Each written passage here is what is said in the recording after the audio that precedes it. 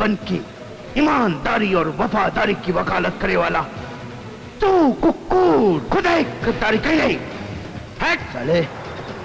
माँ जी अब आप आराम करी और समय से दवाई और खाना खा ली जाए। बिटिया तो हमार इतना सेवा करत हो, हमरा के तो ऐसन लागता कि जैसे तो हमार ही खून है। माई जब दिल से दिल मिल जाला तो खून में खून मिल ही जाला। माई का तू हमरा के दिल से ना चाहता हूँ? अरे काहे ना बिटिया, तोहरे जैसन लड़की के न चाहिए। माई तब हम तोहरे ही खून हैं। माई हम जात हैं, प्रणाम। सुखी रहा बिटिया। शंकर हाँ माई, जाके स्वीटी के घरे छोड़ के आवा। चलो। तू चला। प्रणाम।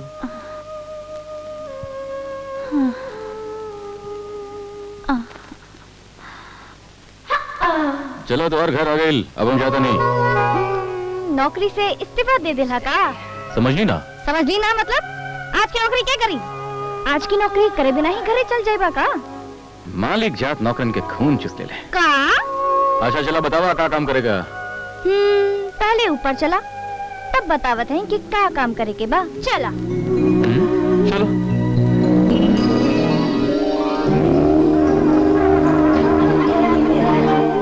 पूरा बंगला छोड़ के ही रूम में गए खातिर ले लिया। इतना जल्दी का है? थोड़ा इंतजार करा, हम अब है आवत हैं। हेलो। ए शंकर। साहब। ये दिन है कि रात? दिन रात साहब। तो तू यहाँ ये वक्त का कर दवा अभी तक करना गला जाते।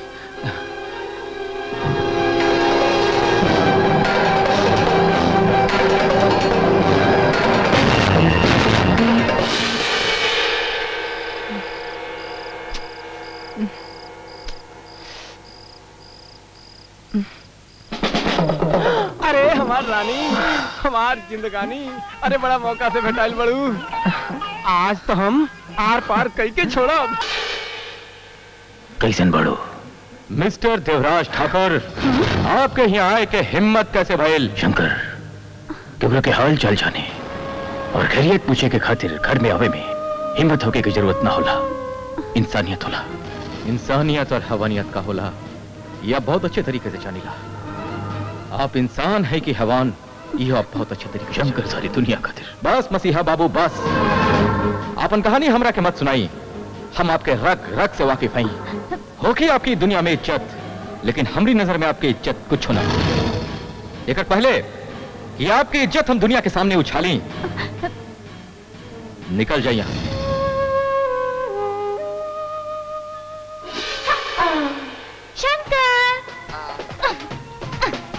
पंखा साफ करता हूँ। अरे शंकर, यहाँ जल्दी नीचे बैठा। बैठा ना, बैठा। हाथ अरे जल्दी हाथ दा, जल्दी दा। ठीक है। कपड़ा दे। अरे ऊपर से अरे ऊपर देखा ना। अरे ऊपर। हम ऊपर ना देखा ना। अरे हम सीधा साधा आदमी, अब हमरा के समझ में आएगी तू हमरा काहे के नीचे बिठा के खुद ऊपर चढ़ गई। हम ऊपर ना देखा। ना देखा। ना देखा। ना देखा। तो नहीं सारी लड़की दिखा।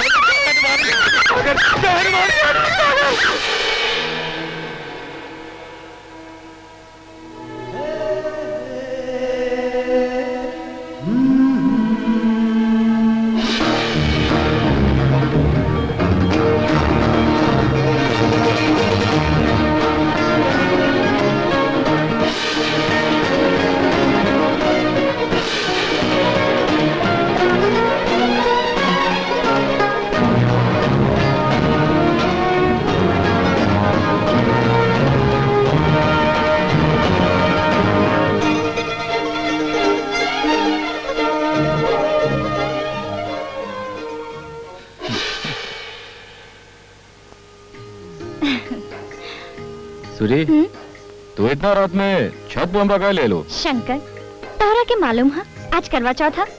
मालूम। और ये भी मालूम है कि एगो सुहागन के जिंदगी के ये सबसे बड़ा व्रत होला। एक सुहागन अपने पति के लंबे उम्र के खातिर ये व्रत रखेली। शंकर, आज हमू ई व्रत कैले हैं। तू केकरा खातिर? शंकर, हम तोहरा खातिर व्रत रखले हैं। स्वीटी? शंकर, हम तोहरा के अपन पति मान ले बानी और यही से करवा चौथ के व्रत रखले हैं। अब अपना हाथ से पानी पिया के हमके आपन बना ला। शंकर, अबे स्वीटी, तोरा हाथ से पानी पी के ही व्रत तोड़ी, ना तो मर जाई।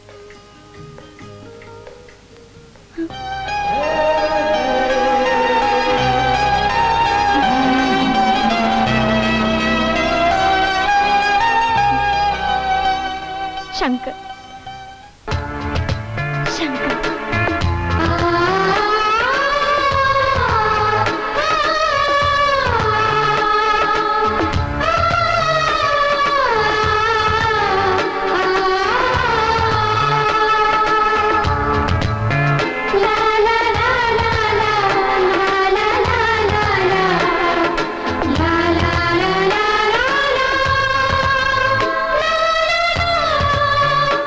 स्वीटी, बहुत देर हो चुकल बा, कोई आ जाए।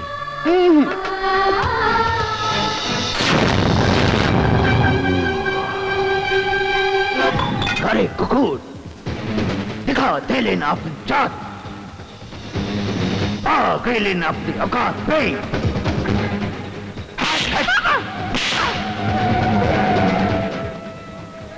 तू गरीब बन के ईमानदारी और वफादारी की वकालत करे वाला, तू कुकुर खुदाई गद्दारी करे।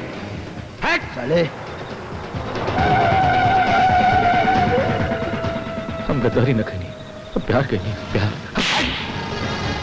साले, नीचता तो तुम गरीबन के नस्ल दर नस्ल में भरल रहेला, हमरे ही थाली में खाए वाला। तू कुकुर हमरे ही थाली में छेद करके हिम्मत कैसे भाई? वैसे भी तोर बाप के कोनो पता नहीं के लागत है कि तोर जन्म कोनो रंडी खाने में भइल बा। नहीं, नहीं, नहीं, नहीं।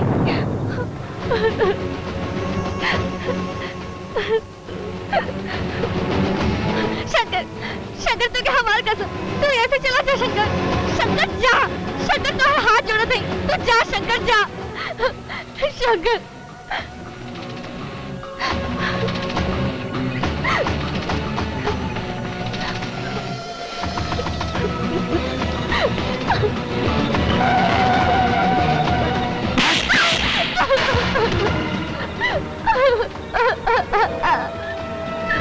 भैया, ई सांप चौटाहा हो गइल बा।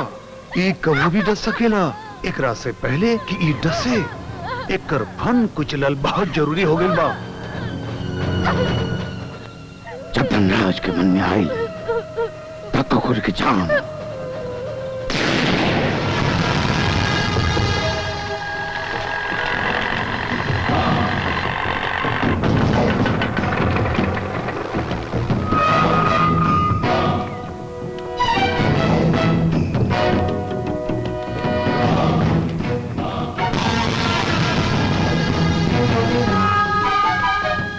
सनी जौन बात सोचेला ओकरा पूरा करके छोड़ेला।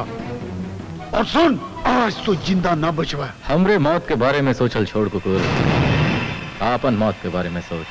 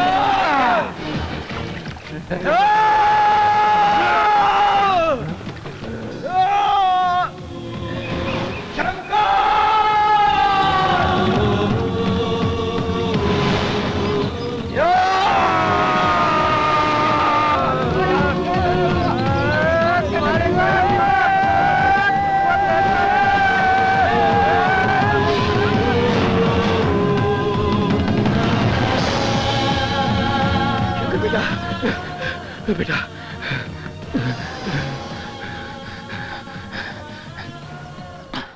Click on the bell icon to get regular updates from Venus.